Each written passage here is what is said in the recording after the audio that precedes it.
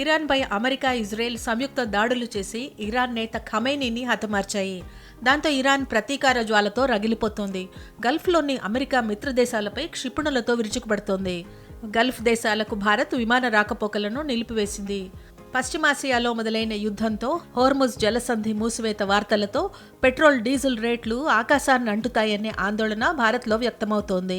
భారత్ తన చమురు అవసరాల్లో దాదాపు 90% దిగుమతులపైనే ఆధారపడుతుంది. చమురు ధర బ్యారెల్కు $10 పెరిగితే భారత్ అదనంగా 1.15 లక్షల కోట్ల భారాన్ని భరించాల్సుంటుంది.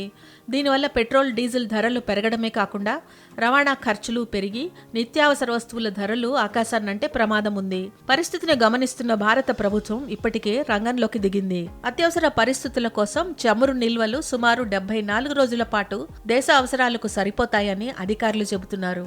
అలాగే ఇతర దేశాల నుంచి చమురు దిగుమతులను వేగవంతం చేసే దిశగా అడుగులేస్తోంది భారత్ తన ముడి చమురు అవసరాల కోసం 40 దేశాలపై ఆధారపడుతున్నప్పటికీ 50% దిగుమతులు పశ్చిమాసియా నుంచే వస్తున్నాయి. ముఖ్యంగా ఇరాక్, సౌదీ, యుఏఈ నుంచి వచ్చే చమురు హోర్ముజ్ జలసంధి గుండానే రావాలి. ప్రపంచ చమురు సరఫరాలోనూ 25% ఈ మార్గం నుంచే జరుగుతుంది.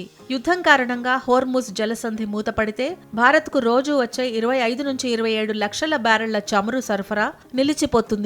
అమెరికా, లాటిన్ అమెరికా నుంచి చమురు తెప్పించుకోవాలంటే 25 నుంచి 45 రోజులు పడుతుంది.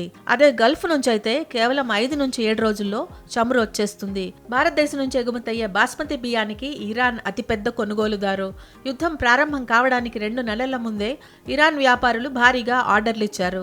దీంతో భారత మార్కెట్లో బాస్మతి బియ్యం ధర కిలోకు $10 పెరిగింది.